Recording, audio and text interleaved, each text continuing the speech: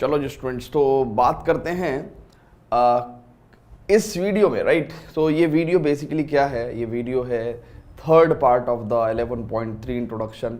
तो दो पार्ट कर चुके हैं। पहले पार्ट में काफ़ी सारी बातें करी थी, equation of the plane in the normal form and all.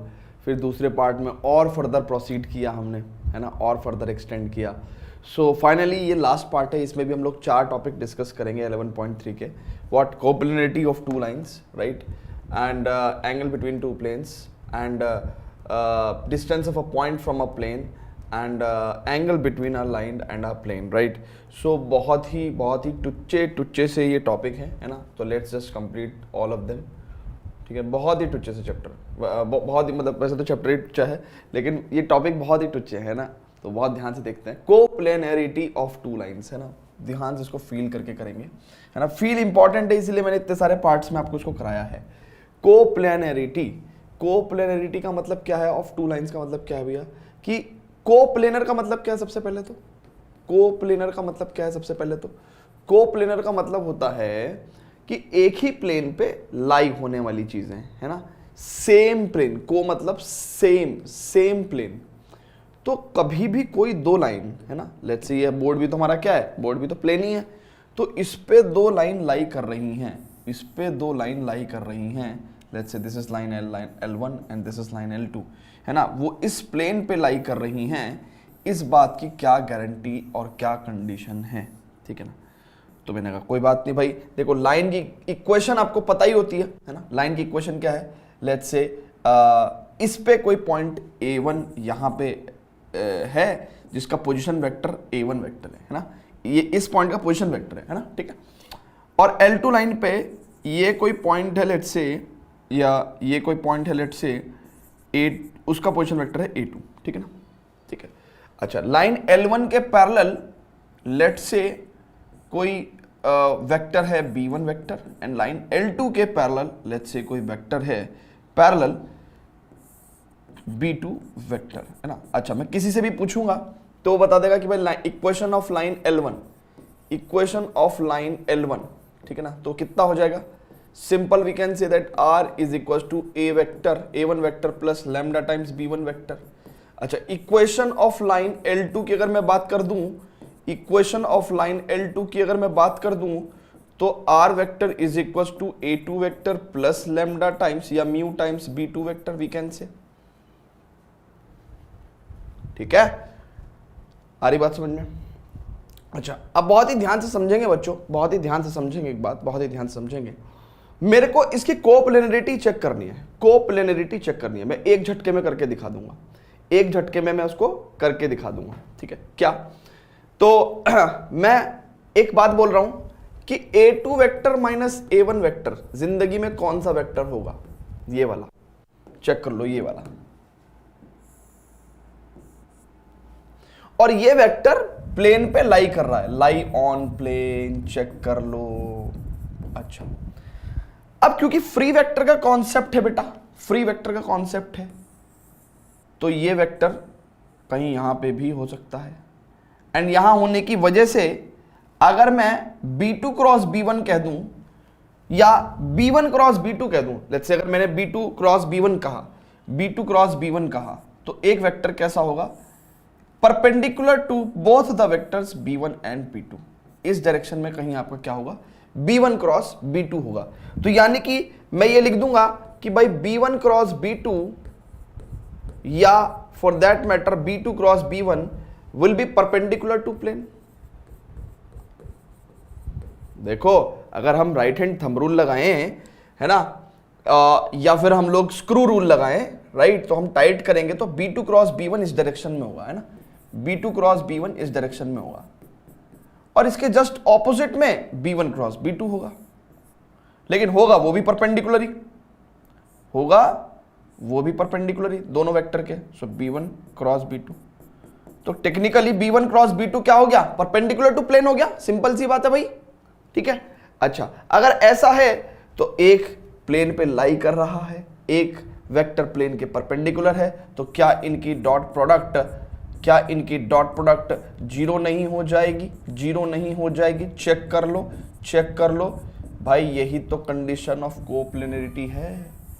देखो ऐसा सिर्फ तब हो सकता है, ऐसा सिर्फ तब हो सकता है जब दोनों लाइन क्या होंगी, एक ही प्लेन पे लाई करेंगी। आ रही बात समझ में? देखो इसमें तो किसी को कोई डाउट ही नहीं हो सकता कि भैया A2 minus A1 lie on the plane है। अगर दो लाइनें एक प्लेन पे लाई करनी है तो A2 minus A1 lie on the plane, और अगर दो लाइन इस प्लेन पे हैं तो इनका पैरेलल वेक्टर्स का cross product perpendicular to the plane होगा।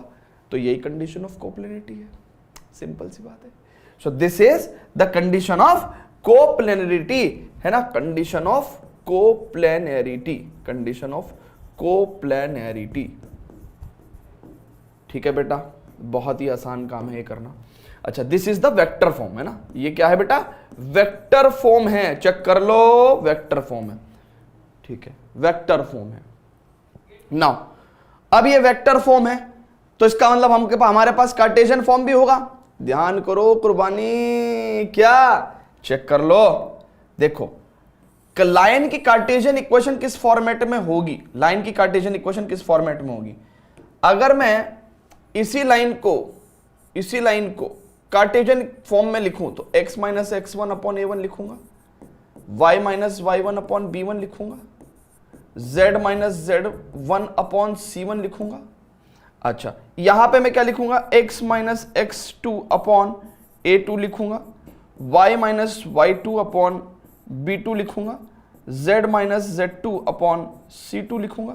ये बच्चा जानता है, कि बेसिकली ये x1 y1 z1 क्या है।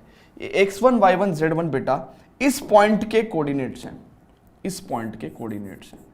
x1 y1 z1, और x2 y2 z2 क्या है, इस पॉइंट के कोऑर्डिनेट्स हैं, तो यहां पे लिख दूं क्या, x2 y2 z2, ठीक है, इस पॉइंट के कोऑर्डिनेट्स है ना। इधर को लिख दिया मैंने, लिखना नहीं चाहिए था बट लिख दिया। ठीक है, a1 b1 c1 क्या है, ये b1 वेक्टर का स्केलर कंपोनेंट्स है, a1 i cap, b1 j cap plus c1 k cap. बेटा देखो ध्यान से, ये b1 और ये b1 अलग है, ये b1 वेक्टर है, ये b1 स्केलर कंपोनेंट है ना।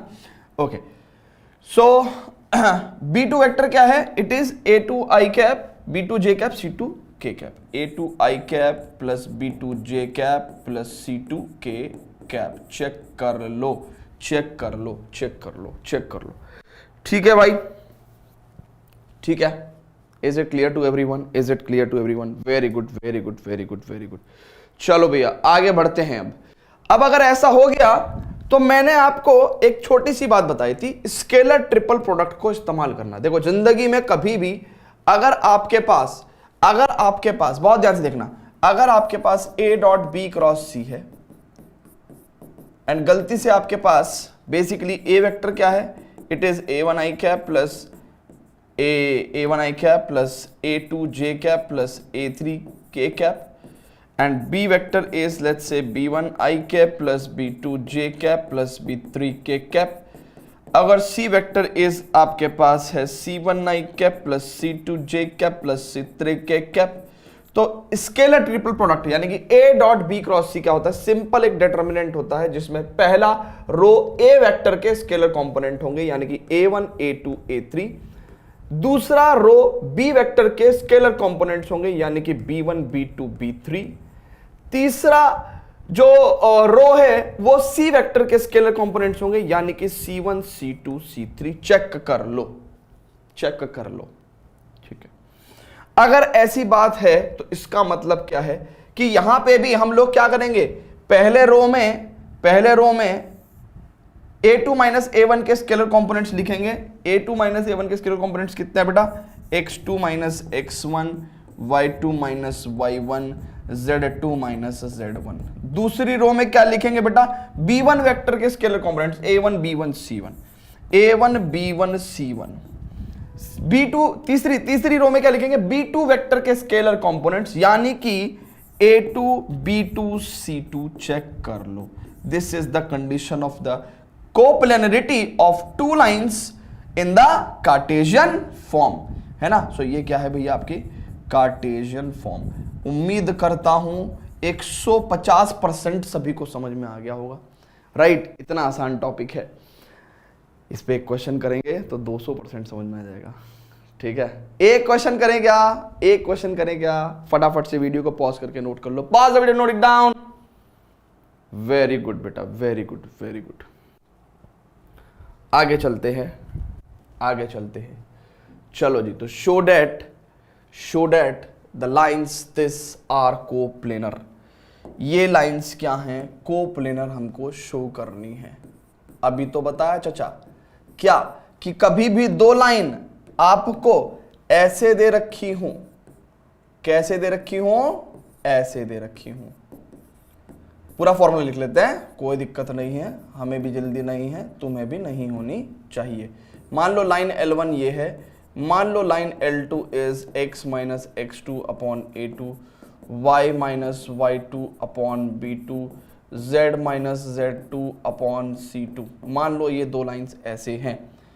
इसका मतलब क्या है कि ये दोनों लाइंस कोप्लेनर होने की कंडीशन क्या है, तो condition of L1 L2 being coplanar, यानी कि कोप्लेनरिटी की कंडीशन क्या है बेटा, कोप्लेनरिटी की कंडीशन क्या है बेटा, it is simple and simple is what, जो आपको लिखवाई थी x2 minus x1, y2 minus y1, z2 minus z1, right, and a1 b1 c1, a2 b2 c2 should be equals to 0।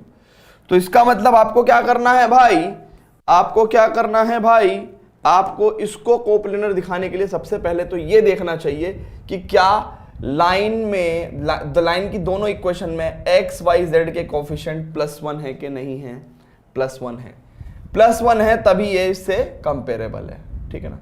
तो यहां पे अगर बहुत ही ध्यान से देखेंगे तो ऑन कंपैरिजन आप देखो x1 की वैल्यू -3 हो गई, y1 की वैल्यू +1 हो गई, z1 की वैल्यू +5 हो गई, ठीक है। a1 की वैल्यू -3 हो गई, b1 की वैल्यू 1 हो गई एंड c1 की वैल्यू 5 हो गई, ठीक है जी। अच्छा, x2 की वैल्यू -1 हो गई, y2 की वैल्यू 2 हो गई, z2 की वैल्यू 5 हो गई। नाउ a2 की वैल्यू -1 हो गई, b2 की वैल्यू 2 हो गई एंड c2 की वैल्यू 5 हो गई है, ठीक है बेटा, ठीक है जी।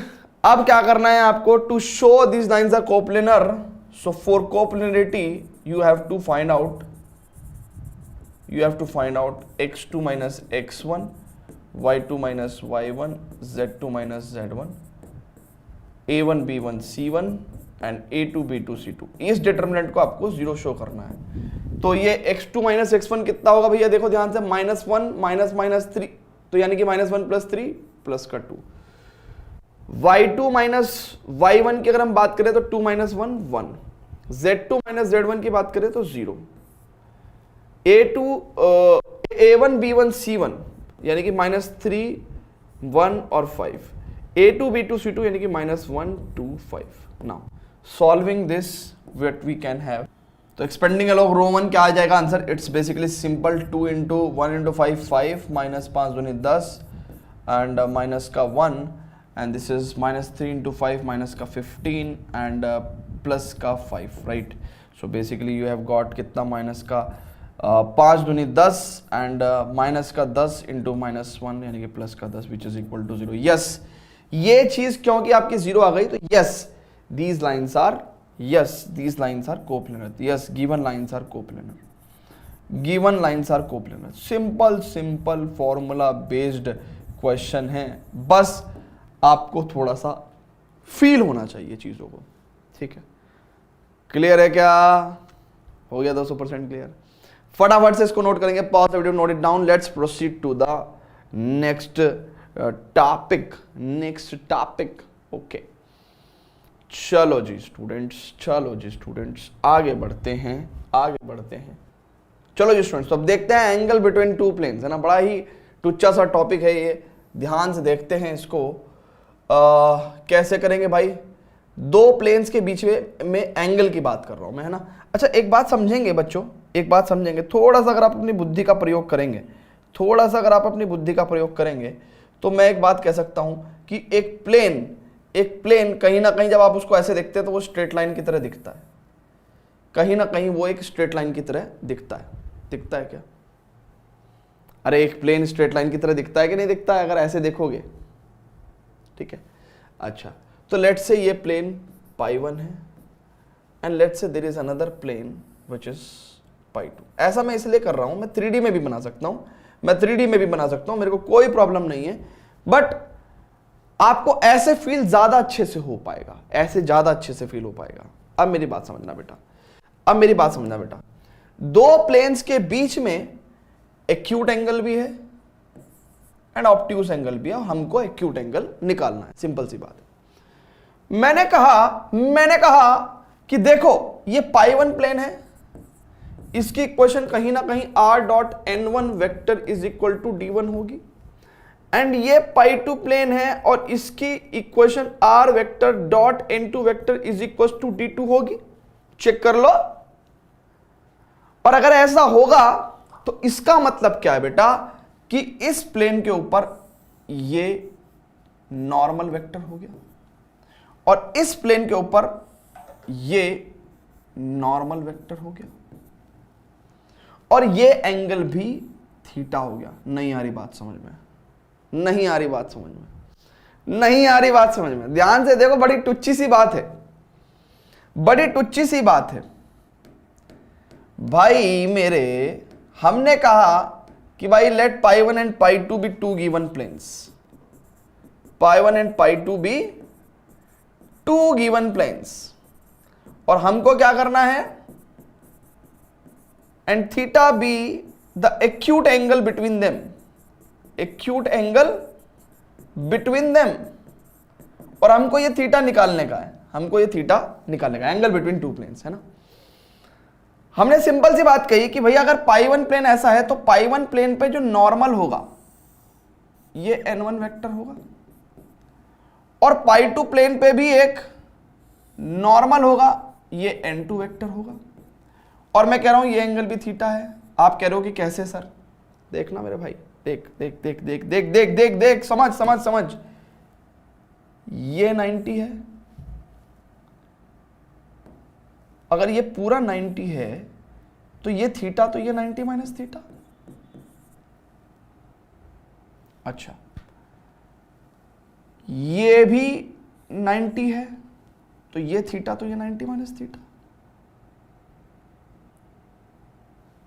समझ रहे हो? अरे ये 90 है तो अगर ये 90, देखो बहुत ध्यान समझना, बहुत ध्यान समझना, फिर से दिखाता हूं, फिर से दिखाता हूं, फिर से दिखाता हूं। भाई ये 90 है तो ये थीटा हो गया, तो बचा वाला पार्ट 90 माइनस थीटा हो गया। अब ये भी 90 है तो ये 90 माइनस थीटा है, तो बचा वाला पार्ट थीटा होगा कि नहीं होगा? यानी कि ये थीटा इक्वल। चेक कर लो। अच्छा, अब इसका मतलब क्या है कि अगर हमें दो प्लेन्स के बीच में एंगल निकालने का है तो हम क्या कर देंगे, उनके नॉर्मल्स के बीच में एंगल निकाल देंगे। यानी कि cos theta is equals to modulus n1 dot n2 upon magnitude of n1 vector magnitude of n2 vector whole modulus. Why we are putting up modulus here? Because we want to find out the acute angle only. If we want to find out the obtuse angle, what we will do? 180 से subtract कर देंगे। ठीक है, चलो जी फटाफट से इसको note करेंगे बेटा। बहुत अच्छा, बहुत ही प्यारा सा टॉपिक था ये। ठीक है, बहुत ही आसान सा। ठीक है, चलो जी स्टूडेंट्स, तो अब हम आगे बढ़ते हैं, एक क्वेश्चन करते हैं एग्जाम्पल नंबर 22, जो कि बेस्ड है किस पे, एंगल बिटवीन टू प्लेन्स पे, जो कि एक बहुत ही टुच्चा क्वेश्चन है। मैं अगर पेपर बनाऊंगा तो 2 नंबर में भी क्वेश्चन को नहीं दूंगा। क्यों? क्योंकि मुझे π1 प्लेन की इक्वेशन दे रखी है। मैं फटाक से क्या करूंगा, मैं फटाक से इसको सबसे पहले तो वेक्टर फॉर्म में लेके आऊंगा, वेक्टर फॉर्म में लेके आऊंगा, एंड दिस इज भाई क्या हो जाएगा, इट इज n1 वेक्टर, क्योंकि ये π1 प्लेन है। ठीक है, ओके। फिर मैं क्या करूंगा भाई, फिर मैं जो दूसरा प्लेन दिया हुआ, क्योंकि दोनों प्लेन्स के बीच में एंगल पूछा है ना, तो मैं π2 प्लेन की बात करूंगा। तो π2 प्लेन क्या है, 3x minus 6y minus 2z is equal to 7।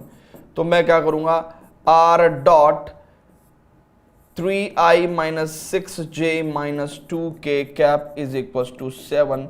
This is what this is n2 vector. Clear है मेरे भाई बात? अगर ये दोनों बातें क्लियर हैं तो आगे बढ़े क्या? आगे बढ़े क्या? आगे बढ़े क्या? अब मेरी बात सुनो, बहुत ही ध्यान से सुनना बेटा, बहुत ही ध्यान से सुनना बेटा, बहुत ही ध्यान से सुनना बेटा।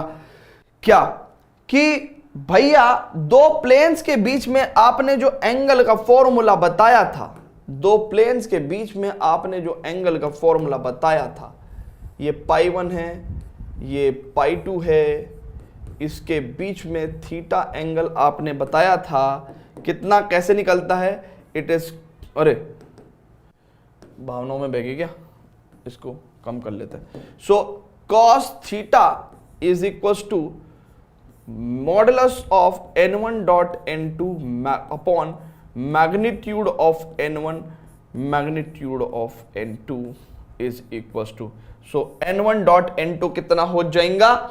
n1 डॉट n2 कितना हो जाएगा? 2 3 6, 1 इंटू माइनस 6 माइनस का 6, माइनस का 2 इंटू माइनस का 2 प्लस का 4 अपॉन n1 का मैग्नीट्यूड 2 का स्क्वायर, 2 का स्क्वायर 4, देखो ना 2 का square 4 plus 1 plus 4 and this is कितना हो जाएगा? 3 का स्क्वायर 9, 36 4।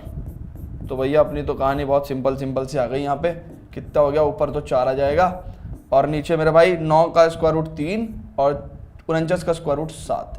सो 4/21 यानी कि cos theta is equal to 4/21। Positive quantity या मॉडुलस हटा सकते हैं। So theta is equal to simple है, कितना आ गया भाई? Theta is equal to simple है भाई, क्या आ गया भाई? Theta is equal to cos inverse 4/21। Check कर लो, 2 नंबर फ्री के मिल गए। ठीक है क्या? हमारी बात समझ में क्लियर है? चलो जी आगे बढ़ते हैं। अब ज्यादा कुछ रह नहीं गया है, देख लेते हैं और क्या है, और क्या है देख लेते हैं, और क्या है इसके अंदर, और क्या है इसके अंदर। Find the angle between two planes this and this. मेरे से करवाओगे? सिमिलर क्वेश्चन है, सिमिलर क्वेश्चन है। आई थिंक ये क्वेश्चन रिपीट ही तो नहीं कर दिया। अच्छा यहाँ पे थोड़ा बहुत चेंज है बस, 2x plus 2y minus 2z equal to 5। ठीक है, मतलब कल को तुम मेरा नाम रख दो कि सर आपने एक एग्जाम्पल छुड़वाया था, तो हम लोग कर लेते हैं इसको, है ना। तो डायरेक्ट यहीं के यहीं कर ले क्या? डायरेक्ट यहीं के यहीं कर ले क्या? r dot 3i minus 6j plus 2k is equal to 7। अच्छा यहां पे लिख दें r dot 2i plus 2j minus 2k is equal to 5। सबको पता है कि अगर हमने इसको पाई1 माना तो ये n1 वेक्टर हो जाएगा। अच्छा अगर मैंने इसको पाई2 माना तो ये n2 वेक्टर हो जाएगा। और मेरे को इन दोनों प्लेन्स के बीच में एंगल चाहिए है, तो इसका मतलब क्या है? मैं क्या करूंगा? cos theta is equals to magnitude of n1 modulus of n1 dot n2 upon magnitude of n1 into magnitude of n2। Check कर लो, चेक कर लो, चेक कर लो, चेक कर लो। Very good, very good, very good. So now n1 dot n2 सीधा निकाल देंगे। 3 दूनी 6 माइनस 6 दूनी 12, 2 दूनी माइनस का 4, ठीक है, अपॉन इसका n1 का मैग्नीट्यूड कितना हो जाएगा? इट इज 3 का स्क्वायर 9, 6 का स्क्वायर 36, 2 का स्क्वायर 4, ठीक है। इसका कितना हो जाएगा? 2 का स्क्वायर 4 या 12। सो भाई ये हो जाएगा आपके पास 12 4 16 यानी कि माइनस का 10 बटे 49 का स्क्वायर रूट 7, 12 4 या 12 2 रूट 3। चेक कर लो, 2 पंजे 10 यानी कि मॉडुलस में अगर आएगा तो यानी कि मैंने सन खत्म हो जाएगा 5/7 रूट 3। cos थीटा की वैल्यू हो गई। थीटा आपके पास क्या आना चाहिए? It should come out cos inverse 5/7 root 3। Check कर लो। So this is the angle between the two planes, angle between the two planes. अरे बात समझ में? ठीक है, तो आंसर चेक कर लेंगे। 5√3/21 आंसर आ रहा है आपका, तो आप √3 से ऊपर नीचे मल्टीप्लाई कर दोगे ना तो 5√3/21 आ जाएगा, है ना। बेसिकली उन्होंने क्या करा है, कुछ नहीं किया है, इस एंड पे √3 से ऊपर नीचे मल्टीप्लाई कर दिया। Generally in mathematics there is a practice कि हम लोग डिनोमिनेटर में इर्रेशनल क्वांटिटी नहीं छोड़ते हैं। So cos theta is equal to 5√3/7/21, यानी कि theta is equal to cos inverse 5√3/21। Check कर लो, 5√3/21। क्लियर है भाई, क्लियर है। चलो जी, तो ये तो बहुत ही बेसिक सी बातें कर रखी। देखो, जब तक जो चीज मैं करा रहा हूं उसके ऊपर आप लोग क्वेश्चन नहीं करोगे तब तक तो चीजें अधूरी रहेंगी। लेकिन हाँ, जैसे मैं समझा रहा हूं, क्या आप क्वेश्चन में पार्टिसिपेट करके सीख रहे हो, है ना। क्या आप सिमिलर क्वेश्चन खुद से सॉल्व कर पाओगे, है ना। ये एक बहुत बड़ा आपके लिए चैलेंज रहता है, ठीक है। तो हमेशा आप कॉन्सेप्ट को लर्न करें। और एक्सरसाइज के क्वेश्चंस तो मैं सिर्फ सॉल्यूशन करा देता हूं यहाँ पे, लेकिन मैं कभी चाहता नहीं हूं कि मैं सॉल्यूशन कराऊं, और मैं ना बच्चों को चाहता कि भैया वो हर क्वेश्चन में सॉल्यूशन देखें। हाँ, आपको सॉल्यूशन देखना है, आप वेरिफिकेशन के लिए देखें कि यार जैसे मैंने किया है क्या ये सही है तरीका, है ना, वेरीफाई करने के लिए, है ना। या फिर आपने क्वेश्चन 5 मिनट 10 मिनट ट्राई कर लिया हो तब आप सॉल्यूशन देखें। मैथमेटिक्स में अगर आप क्वेश्चन का सॉल्यूशन देखने के लिए बेकरार रहते हैं तो इसका मतलब आप मैथमेटिक्स तो कभी नहीं सीख पाओगे, क्योंकि सॉल्यूशन देख के उस टाइम तो शायद आपको अच्छा फील हो जाए, आप क्वेश्चन को सॉल्व कर दो, but in future you will have to face the problems. क्यों? क्योंकि आपको तो आदत है सॉल्यूशन देखने की, आपने इस पे जोर ही नहीं दिया, आपने इसका जोर ही नहीं दिया। क्या है मैथमेटिक्स क्या है? सिंपल रीजनिंग ही तो है यार, है ना। आपको कंक्लूड करना है कि भाई ये कैसे निकालना है, सिंपल। चलो जी स्टूडेंट्स, तो आगे बढ़ते हैं। Distance of a point from a plane. अब इसमें एनसीईआरटी में बहुत ही उटपटांग सी बकवास दे रखी है, मैं बहुत सिंपल सी बात आपको बताऊंगा। Distance of a point from a plane, आपने ये स्ट्रेट लाइन के केस में पढ़ा था क्या, कि अगर कोई पॉइंट x1 y1 है and there is a straight line which is let's say ax plus by is equals to c, तो ये जो डिस्टेंस होती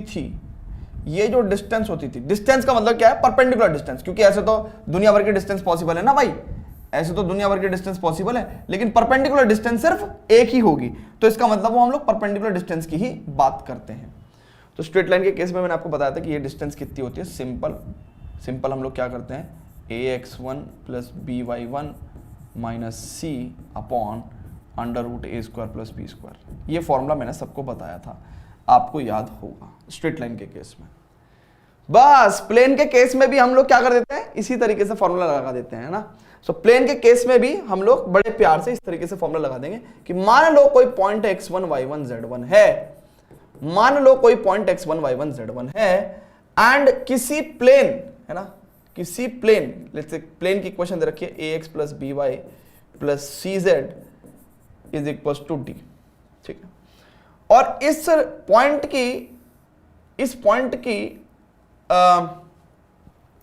जो परपेंडिकुलर डिस्टेंस है इस प्लेन से, है ना, वो हमको निकालनी है, परपेंडिकुलर डिस्टेंस चाहिए। तो लेट्स से ये पॉइंट ए है ना, ये ए और इस ए से कंफ्यूज मत होना, ये तो ये ए क्या है, ये बेसिकली कोफिशिएंट ऑफ एक्स है, या फिर हम लोग कह सकते हैं कि one of the scalar component of the normal vector, ठीक है। बट ये तो ए क्या है, अफिक्स है, अफिक्स ऑफ द पॉइंट, है ना, तो इसमें डिफरेंस है, ठीक है। सो अब लेट्स से ये पॉइंट हमारा m है, जनरली हम फुट ऑफ द परपेंडिकुलर को m मान लेते हैं। सो am डिस्टेंस, यानी कि ये परपेंडिकुलर डिस्टेंस की अगर हम बात करें तो सिंपल जैसे हमने उधर निकाला था ना लाइन के केस में, वैसे निकाल रहे हैं। सिंपल हम क्या करेंगे, प्लेन की इक्वेशन में ये वाला पॉइंट पुट कर देंगे, यानी कि ax1 plus by1 plus cz1 minus d upon √x y z के जो कोफिशिएंट्स हैं ना उनका स्क्वायर का सम,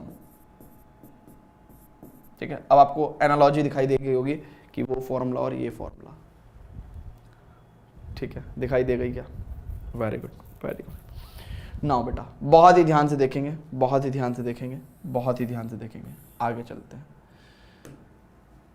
अब एनसीईआरटी में इसका वेक्टर फॉर्म भी लिख रखा है, वेक्टर फॉर्म, है ना, वेक्टर फॉर्म कि भाई ये डिस्टेंस वेक्टर फॉर्म में कैसे दिखेगी।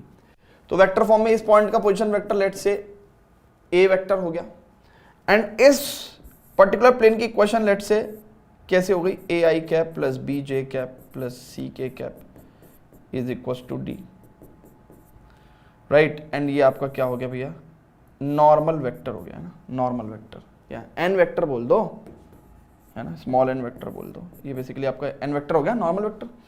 सो अगर आप इसी क्वेश्चन को देखेंगे बहुत ध्यान से तो आपको समझ में आ जाएगा कि ax1 by1 और cz1 को लिखने के लिए आपको क्या चाहिए, आपको a वेक्टर और n वेक्टर का डॉट प्रोडक्ट चाहिए माइनस डी। सभी को समझ में आ गया होगा। ये क्वांटिटी आपकी कैसी हो गई, a dot n minus D, ठीक है, अपॉन ये क्या है, ये क्या है, ये क्या है, ये क्या है, ये क्या है, ये क्या है, root a square plus b square plus c square, यानी कि एन वेक्टर का मैग्नीट्यूड। सो बेसिकली ऐसे आपको ये वेक्टर फॉर्म में भी फॉर्मूला ऑब्टेन हो जाता है। It is very easy, very very easy, ठीक है, क्लियर है। आगे बढ़े क्या, आगे बढ़े, चलते हैं आगे, बताइए, आगे चलते हैं।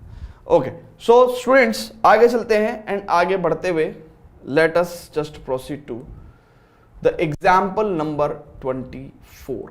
चलो स्टूडेंट्स, तो देखते हैं एग्जाम्पल नंबर 24, ठीक है, किस पर्टिकुलर टॉपिक पे बेस्ड है, अभी जो हमने पढ़ा है, find the distance of the point this from the plane this, है ना। तो बेसिकली सिचुएशन क्या है कि भाई ये पॉइंट है और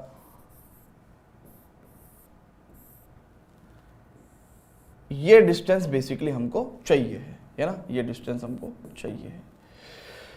प्लेन की क्वेश्चन दे रखी है r डॉट 6i minus 3j plus 2k cap is equal to 4, ठीक है।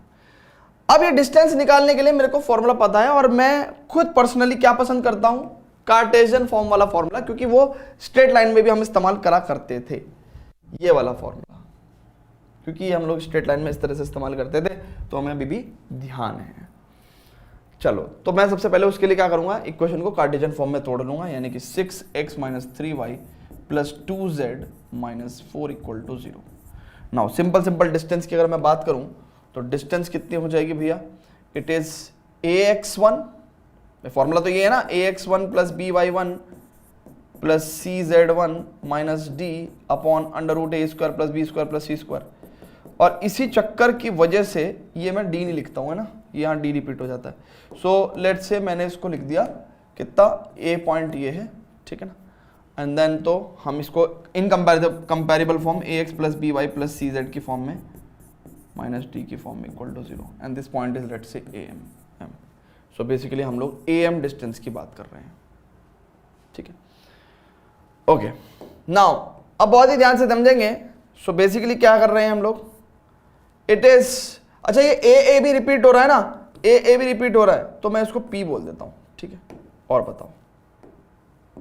बताओ पी एम, अब तो कोई टेंशन नहीं है। नाउ ax1 है ना, now this is x1 y1 z1, so ax1 6 into 2 plus by1 minus 3 into y1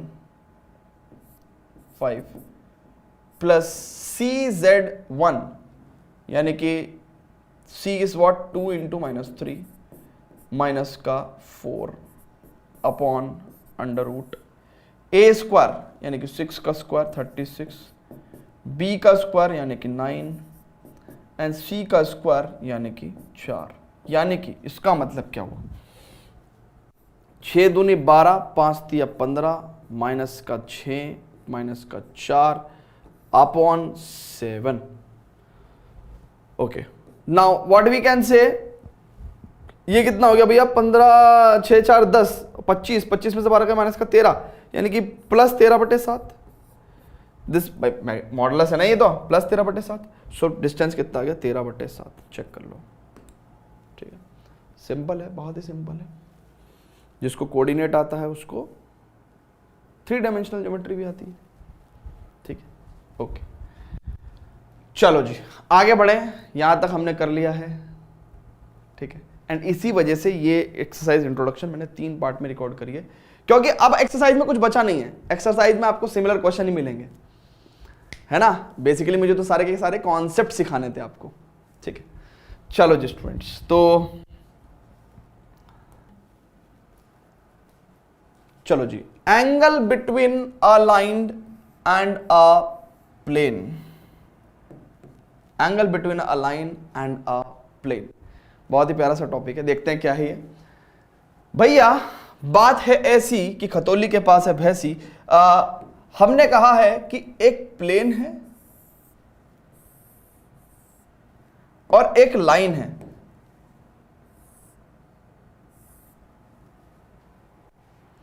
इसके बीच में आपको एंगल बताना है ना। सो ये प्लेन और लाइन के बीच में एंगल की अगर हम बात करें तो basically this angle theta we want to find out, this angle theta we want to find out, angle between line and a plane, है ना। So let theta be the angle between line and plane, ये हम निकालना चाहते हैं।